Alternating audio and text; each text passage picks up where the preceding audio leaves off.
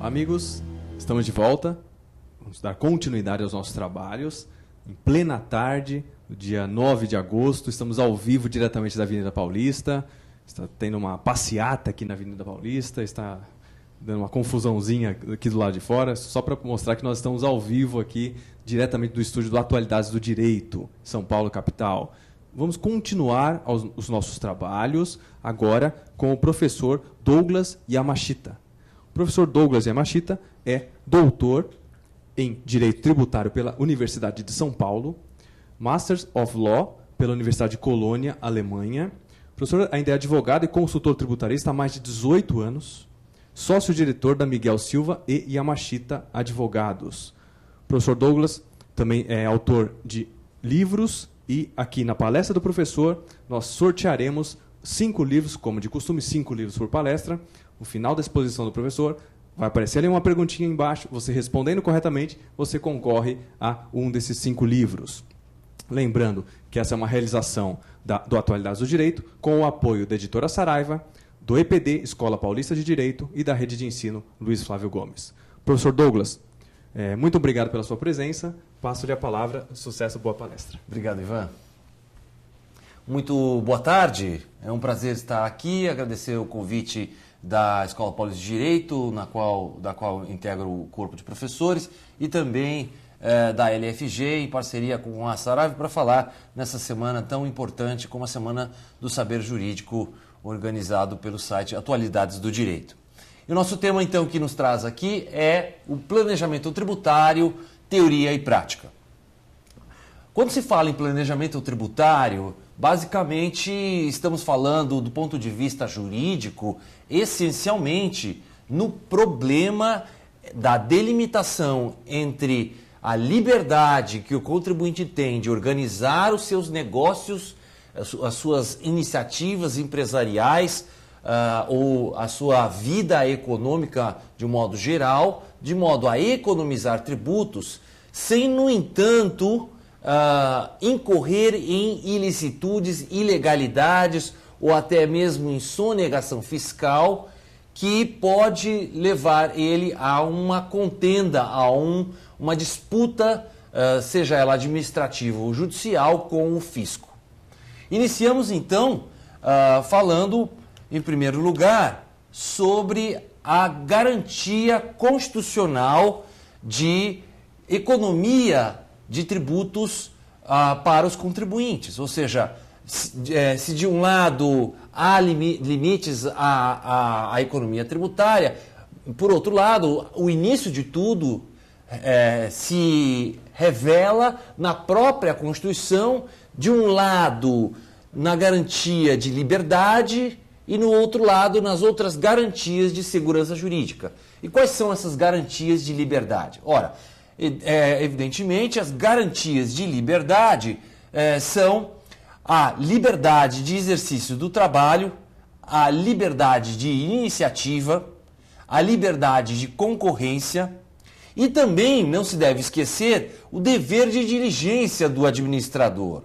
A liberdade de exercício do trabalho fala por si mesmo. Toda atividade econômica implica no exercício de um trabalho de tal maneira que, quando eu exerço uma atividade econômica, ainda que com o intuito de economizar tributos, essa garantia me é constitucionalmente protegida.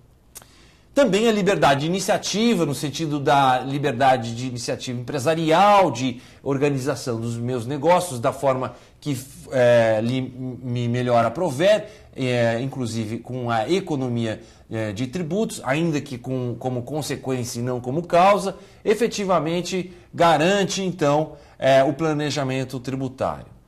E, não menos importante, a própria liberdade de concorrência, na medida em que eu, ao economizar tributos, consigo maior competitividade no mercado, seja pela maior eficiência administrativa, pela melhor oferta de preços, eu estou exercendo a minha o meu livre poder de concorrência garantido pela Constituição Federal de 1988. E não menos importante, o dever de diligência, que está, como você pode ver aí no final da transparência, né, no artigo 153 da Lei das SA e no artigo 1011 do Código Civil, que ambos basicamente dizem que o administrador deve, então, agir com a diligência que ele, com a mesma diligência que o dono, que o sócio da empresa teria ao administrar aquela empresa, aquele negócio. De tal maneira que a economia tributária passa não apenas por um direito constitucionalmente garantido, mas também do ponto de vista do direito privado, da lei das SA e do Código Civil, de um dever do administrador de agir diligentemente no sentido de pagar a menor quantidade de tributos legalmente possível, como determina a boa administração dessa gestão. Mas as garantias de liberdade não encerram toda a garantia constitucional do planejamento tributário. Essa garantia constitucional do planejamento tributário também é firmada, calcada, fulcrada nas garantias de segurança jurídica, expressamente previstas na Constituição, que são o princípio da estrita legalidade, o princípio da proibição de analogia e a rejeição de interpretação econômica. O princípio da estrita legalidade, muitos de vocês já devem saber, trata-se daquele princípio segundo o qual nenhum tributo pode ser cobrado sem lei que previamente o preveja e o preveja de forma exaustiva, de tal maneira que um determinado negócio, fato ou ato jurídico que não esteja expressamente, claramente previsto na norma tributária não pode ser tributado, ainda que fosse ele desejavelmente e idealmente apenas tributável. Isso se reflete, esse princípio da estrita legalidade, da necessidade de lei para se cobrar um determinado tributo e da necessidade de que a lei preveja aquele negócio jurídico especificamente para a tributação. Desse princípio da estrita legalidade decorre também o próprio princípio da proibição da analogia tributária. Explico. A analogia tributária consiste, então, em esticar o sentido da norma para além dos limites da literalidade do texto, de tal maneira que eu vá abarcar dentro daquela norma tributária, da hipótese de incidência legalmente prevista, fatos não literalmente previstos, mas devido à circunstância do fato não literalmente previsto, não textualmente previsto, ser semelhante, ter a mesma característica em termos de tributação dos fatos expressamente previstos, então a norma tributária sofre a analogia, eu estico o sentido literal da normatividade da hipótese de incidência para abarcar um fato não previsto originalmente naquela norma tributária, naquela hipótese de incidência. Fato esse, procedimento esse de integração e não de interpretação, totalmente vedado pela Constituição Federal, por força do princípio da estrita legalidade e também expressamente pelo próprio Código Tributário Nacional, no seu artigo 108 do parágrafo 1º.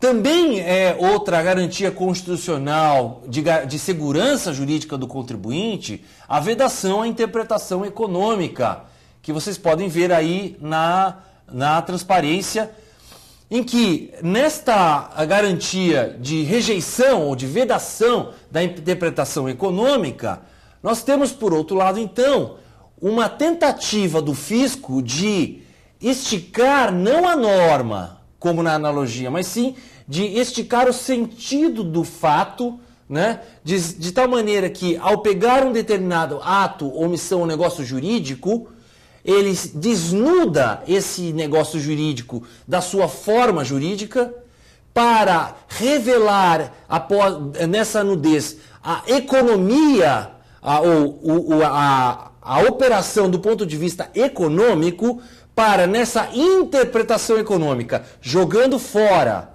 a forma jurídica, equiparar aos fatos previstos expressamente na norma, na hipótese de incidência, o fato que economicamente, que formalmente não estava previsto, mas economicamente se equipararia à hipótese de incidência legalmente previsto. Então, enquanto na analogia eu estico o sentido literal da lei, na interpretação econômica eu estico o sentido literal do fato tributável.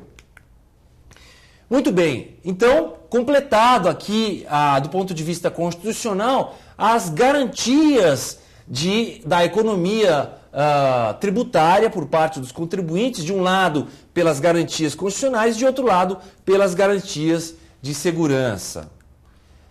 Prosseguimos então no sentido da distinção dos principais critérios de distinção da elisão e da evasão fiscal, ou seja, do verdadeiro planejamento tributário lícito, perfeito, escorreito, calcado, fulcrado nos princípios de garantia e liberdade da Constituição, distinto, então, da evasão de tributos, né, atos ilícitos que vamos passar, então, a definir e a distinguir. Muito bem. Temos, então, basicamente, um panorama desses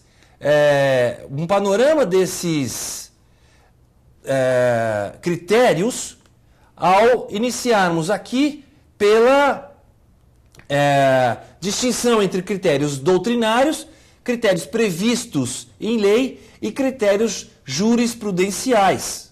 Ora, basicamente, então, você tem entre os critérios doutrinários a distinção de que você tem o critério temporal e o da licitude, e depois teremos o critério previsto em lei, que são os critérios da simulação, do abuso do direito e da fraude à lei, e os critérios jurisprudenciais do Conselho Administrativo de Recursos Fiscais. Ainda nessa transparência, é importante então darmos um panorama desses critérios que fazem então o quê? Separam o joio do trigo. O trigo, a parte boa, a elisão, o planejamento tributário. O joio, a parte ruim, a evasão e a economia tributária, que não se sustenta juridicamente, de tal maneira que é importante fazer essa distinções essas que faremos à luz de casos concretos. Por isso, nossa explanação é teórica e prática ao mesmo tempo. Então, passamos aí no âmbito dessa distinção para os critérios, então, o primeiro critério, que é o critério temporal, na transparência seguinte, né, que vai da transparência seguinte e que vai me dar, então, essa distinção entre o critério de distinção temporal e o de análise. O primeiro critério de distinção, que é o temporal, é aquele que diz que, basicamente, pelo critério temporal, que a elisão ou o planejamento tributário verdadeiro é aquele em que a ação ou omissão ocorre antes do fato gerador.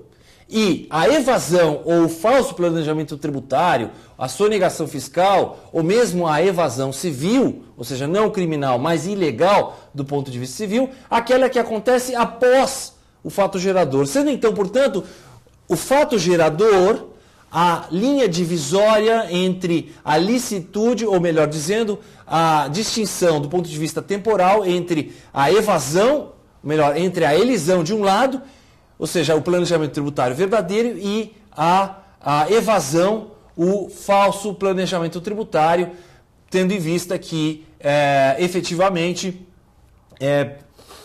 quando se pratica uma tentativa de ocultar um fato que já foi realizado, claro que temos sonegação fiscal, ou seja, se eu tenho já o fato gerador devidamente consolidado, é claro e evidente que qualquer tentativa de modificar esse fato já efetivamente consolidado seria uma sonegação fiscal clara, evidente, de tal maneira que o critério temporal dá essa primeira noção da distinção entre o planejamento tributário verdadeiro, aquele que é praticado antes da ocorrência do fato gerador, mas não só do ponto de vista cronológico. Perceba bem, é fundamental que também a ação empreendida antes da ocorrência do fato gerador seja uma ação tão eficaz no sentido da modificação do fato gerador, ainda não consolidado, de maneira que quando ele se consolida para efeitos de direito privado e também para efeitos tributários, obviamente por consequência, ele se consolida já na forma tributariamente menos onerosa. Por isso que o critério temporal ele é didaticamente interessante, mas incompleto, no sentido de que, portanto, não basta que eu empreenda uma ação ou uma omissão antes da ocorrência do fato gerador. É fundamental que essa ação ou omissão, antes da ocorrência do fato gerador, seja uma ação ou omissão que modifica de forma efetiva, verdadeira e substancial a forma do fato gerador de tal maneira que essa modificação evita ou modifica profundamente aquele fato gerador mais oneroso para um fato gerador menos oneroso, reduzindo a carga tributária. E já na sequência, voltaremos em seguida.